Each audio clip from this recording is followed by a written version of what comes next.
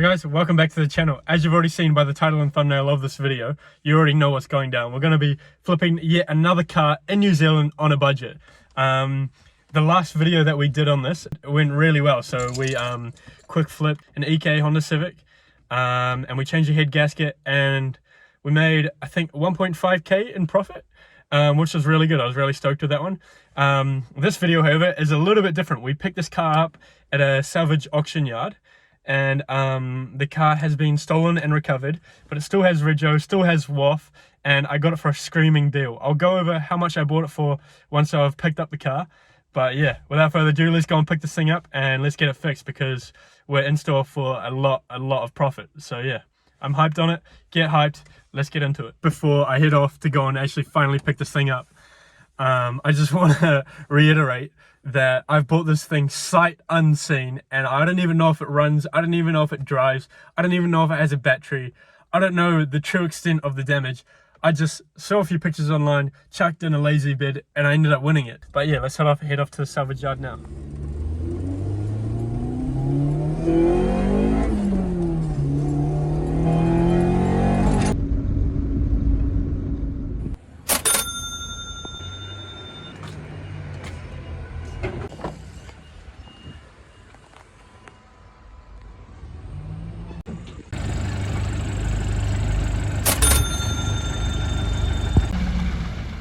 So here she is. As you can see, it's a new day. We ended up getting it home last night.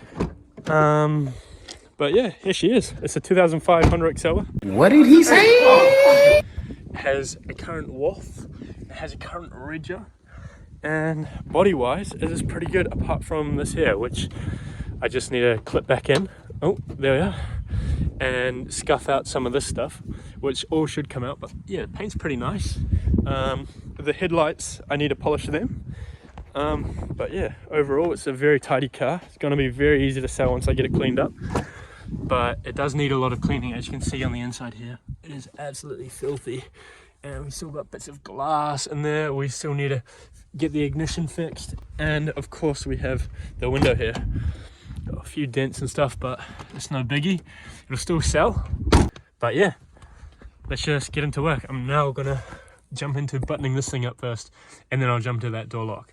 But yeah, still on the hunt for that window there. It's proven pretty hard to find, but we found that ignition pretty easy yesterday, and yeah, I'm gonna stop jibber jabbering, let's slap it in. So what they do to basically steal it is they smash the back window back there, and then they get a pair of vice grips or whatever on this, and they snap off the front side of the ignition here, and then they can just use a screwdriver to turn it on.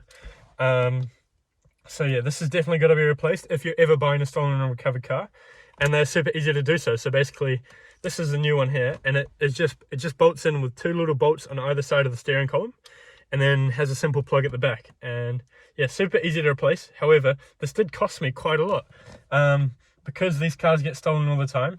They're very sought after, which means the price of them is quite high. So this cost me $180, which is a lot of money for what it is, but it'll get me going. And of course, if you bought your new ignition, it comes with a new key. If you bought one and it doesn't come with a key, then tough titties, that's not going to work. You're going to need a key. But yeah, let's stop jibber jabbering, let's get slapped in.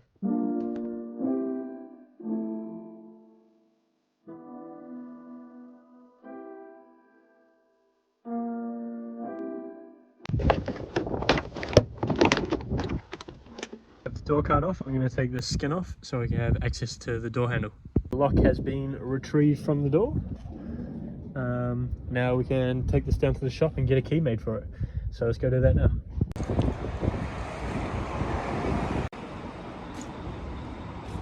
So just popped into the locksmith store, and the new key is acquired. That fits perfectly and should do the trick. That cost me $25, which wasn't too bad. It took him about 2 minutes to do, which was crazy. Anyway, now we're going to put this lock back in the car. Got the lock back installed, and she works. Nice. Now we just got to button everything back up, and then this will be the lock stem.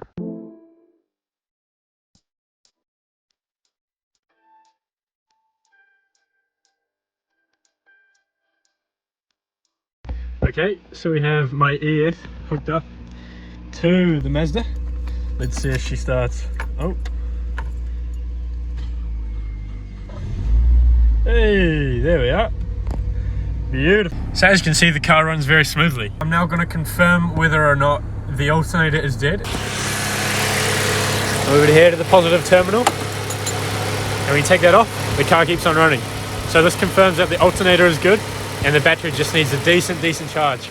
So it's a new day, and as you can see, we're in the back seat of the Atenza. It's quite roomy back here, quite nice, a little bit filthy. We've still got bits of glass and stuff hanging around. I still need to clean it, but the next step is we're going to be chucking in this rear quarter glass. I picked this up for 70 bucks, and I'm pretty sure it's just a matter of taking off the door card, flipping this on, and then putting back on the door card. Let's hope it's as easy as that.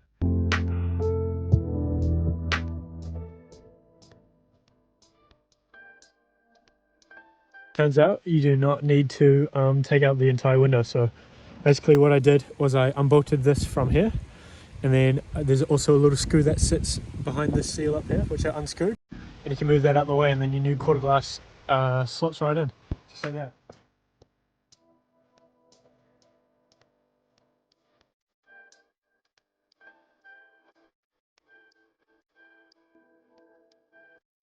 So that the rear quarter glass is finished, seals super nicely, looks super good, just like normal. And now we're going to jump into finally getting the interior of this car clean. As you can see, she's absolutely filthy at the moment, especially up in front. So yeah, should be pretty satisfying. Let's get into it.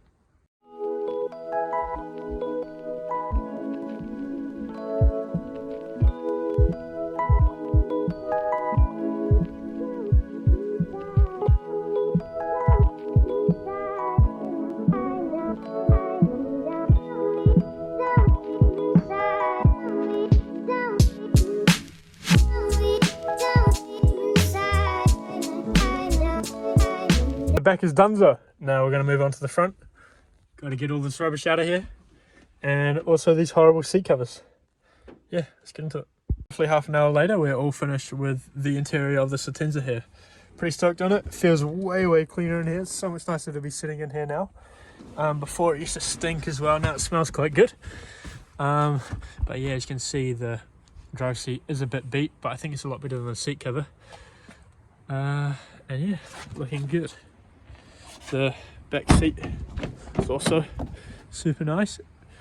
And what came out of the car? A full bag of trash, along with $2.90. So when it comes to selling a car, I feel like a clean interior is one of those things that you have to do if you really want to fetch that top dollar for your car. I'm not sure if I've given you guys a POV driving yet, so let's get started. Starts right up, she purrs, no lights on the dashboard, apart from my seatbelt, which I need to chuck on. Radio works, aircon works. She's beautiful. We'll chuck her and drive. And she just bloody drives like a normal car. How about that? Nothing special, she's got a little bit of pep to her. Oh, something creaking. What is that? This? She's alright, mate. Oh, run the orange. Hey. Yeah, she's got a little bit of get up and go. We get to washing this thing. I'm going to show you guys a quick hack on how to get marks like this out of your paint or your bumper. So here I have just a basic rubber, and as you can see, it simply rubs off the thing. But yeah, this is the hack here. Works super well and can really improve the look of the car and improve selling point. So yeah, it's not perfect, but it's definitely much better than what it was, and will help the car look a lot better in the photos. So yeah, anyway, now it's time to give the car a proper clean, specifically the wheels. They are what makes the car look the most dirty. But yeah, let's get into it.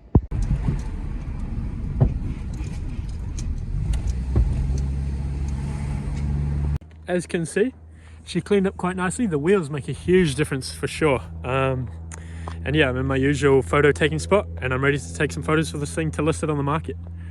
So yeah, let's get into it. Before I take some photos, I'm going to be spraying on this tire shine. Now, this is definitely not necessary, but it really helps make the car look overall a lot newer, I find, and ensures that you want to get that full top dollar for the car when it comes to selling it. So yeah, let's get to spraying some of this on and you'll see the difference. Basically, just give her a quick shake and then just spray her on the tire like this. And it just makes them look all glossy, and boom.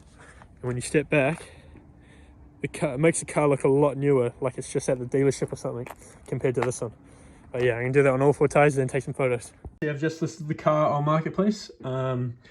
Hopefully this car sells quickly. As you can see, I got it up for $4,000, which I think is quite reasonable.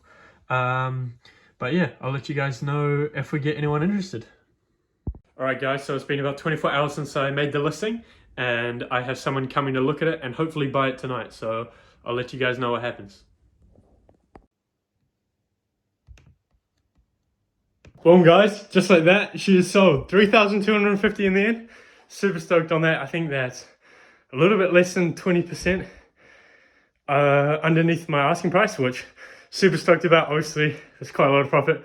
Let's work out exactly how much I've made now. As you know, we picked this car up for $750 at the salvage yard, which was an absolute steal, and you don't find that too often, but there it was, 750 bucks.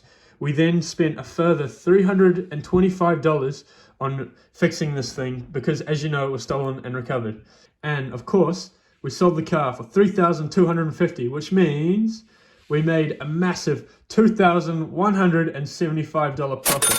And when we line these up in their little stash, you can see just how monumental that profit is compared to how much we bought it for. So that, of course, brings our second ever budget car flipping video on the channel to an end.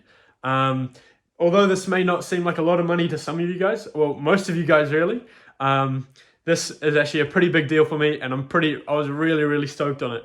But yeah, drop a comment if you enjoyed today's video, because I'd love to know whether you guys want to see more or less content like this. On that note, thank you so much for watching, and I'll see you in the next one. Cheers.